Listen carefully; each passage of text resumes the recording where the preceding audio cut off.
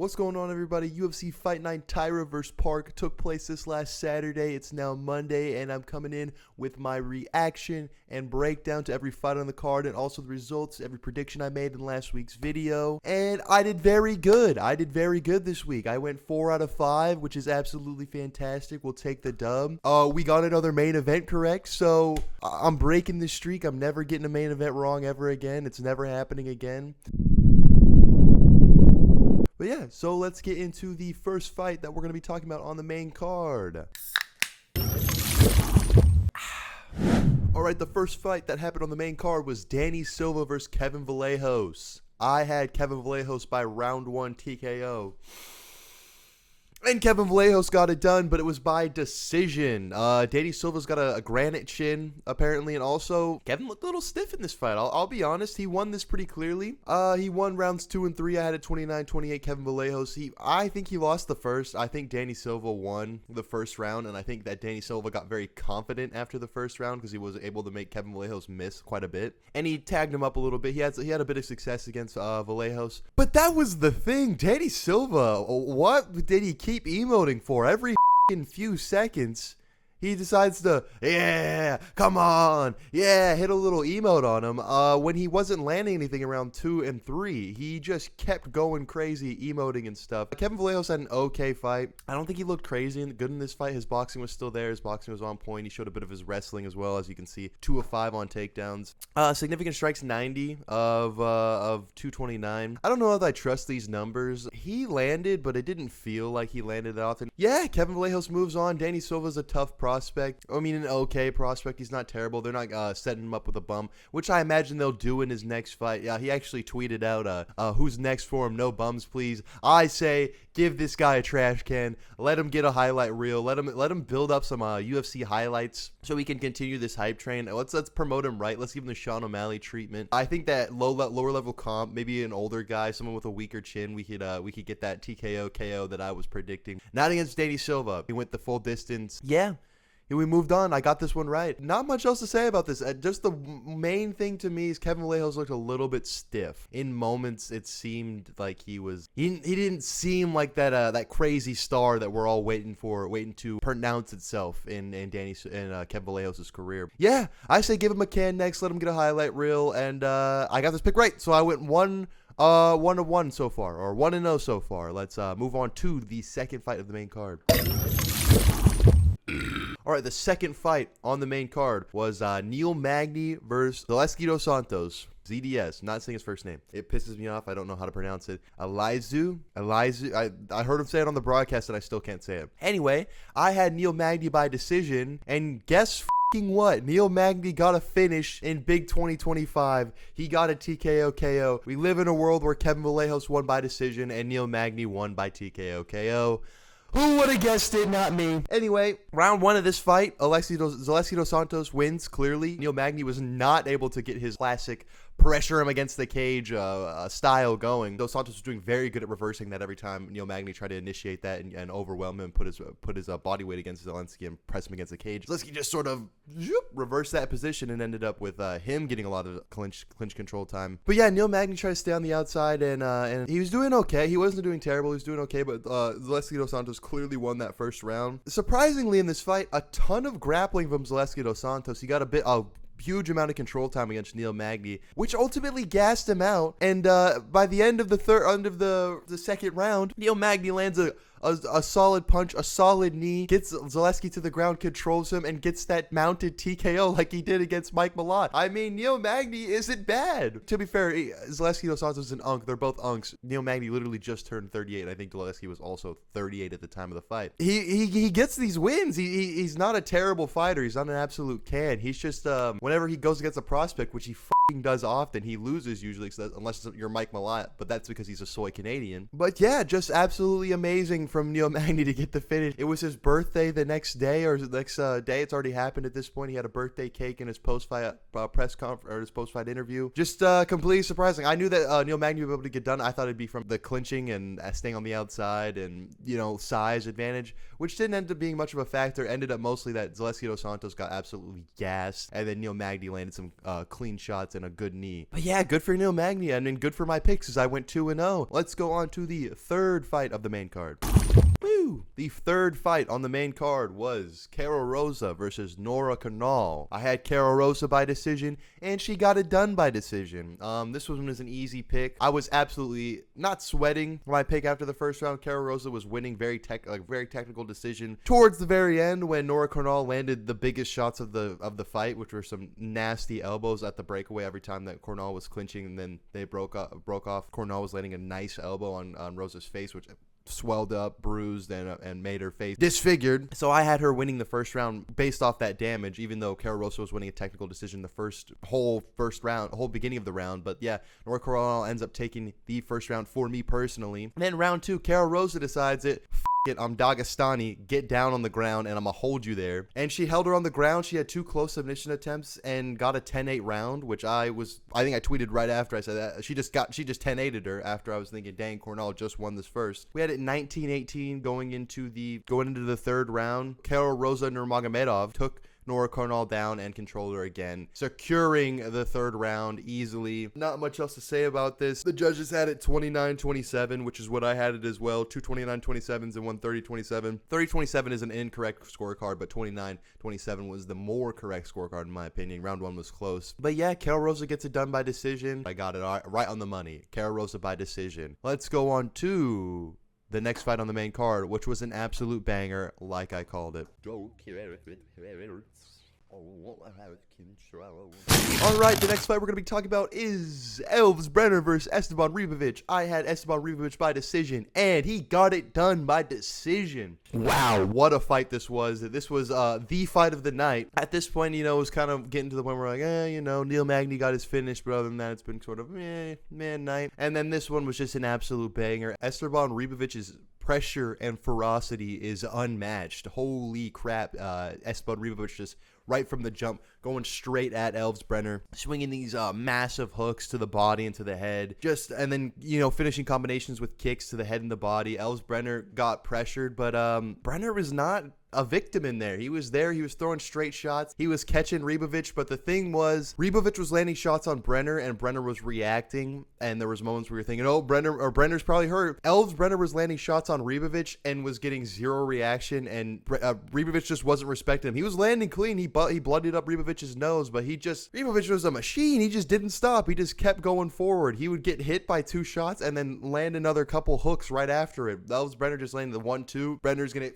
eat it. You watch his head spin back, and then he's going in with more shots. This fight, I think it got judged 30-27, 30-27, 29-28. I had this 30-27 Ribovic. You could have given Elves Brenner one of the rounds, but it never looked like Elves Brenner was winning this fight, in my opinion. In my opinion, it just looked like Esteban Ribovic was always the one on the pressure, was always the aggressor in the fight, and he got a deserved win. This ended up getting fight of the night, but so did the next fight we're going to be talking about, which is actually pretty interesting that we got 2 fight of the nights, but it's absolutely deserved because this fight, we were thinking, man, this is one of the best fights we've seen of all time. This might be fight of the year contender. Maybe not that far, but it was a very, very good fight. And then we moved on to the next fight, and it was just amazing. But yeah, Esteban Ribovic got this done by decision. I had it by decision. It went about how I thought it was. I thought Elves Brenner was going to try to initiate the grappling, and he did not get any. As you can see here, 0 out of 9 takedowns. But look at the significant strikes here. Very comparable. Like I said, Elves Brenner was landing a bunch, but it just you weren't getting the reaction that Brenner was giving when Ribovic was landing shots, which was what I believe won him the fight, and he just was, doing more damage with his punches, which is to be expected. Elves Brenner isn't extremely heavy-handed. Anyway, let's move on to the next fight. This had me 4-0. 4-0 on picks. Woo! All right, the co-main event. Matus Rebetsky It's Rebetsky. We learned that on the broadcast. Versus Chris Duncan. I had Mateusz Rebetsky by decision, and Chris Duncan ended up getting the decision here, which I think was the right decision. If you look here, the significant strikes, it says that Mateusz Rebetsky was landing on more than Chris Duncan was, which he might have been. But every shot Duncan was landing was far more consequential, in my opinion. Round 1 was frustrating. Mateusz Rebetsky standing in his southpaw stance. Chris Duncan was standing in open. I think it was that. Either way, it was open stance, so they were both in opposite stances. And Rebetsky just kept going forward with the same entry to get in close and try to land shots on Duncan, and Duncan just kept countering with a straight left and an elbow and a rear body kick. He was being very one-dimensional, but so was Rebetsky. I mean, it was frustrating to watch when I picked Rebetsky, and he didn't really mix up the grappling at all, but it made for an absolute banger of a fight. It was just absolute war. The damage was crazy. Rebetsky's face was completely messed up by the end of the fight. Duncan landed a clean elbow on Rebetsky's face and swelled up a huge knot on the side of his forehead. Duncan got a welt as well after the first round. Then round 2, Chris Duncan destroys Rebetsky's eye, gets it massively swelled up. Round 3, Duncan lands a knee right into the same spot and opens it up bad. There was a cut in the second round as well. It was brutal. It was brutal, but it was pretty back and forth. It was pretty even. I scored all 3 rounds for Chris Duncan. I saw a lot of people complaining about that, saying that Rebetsky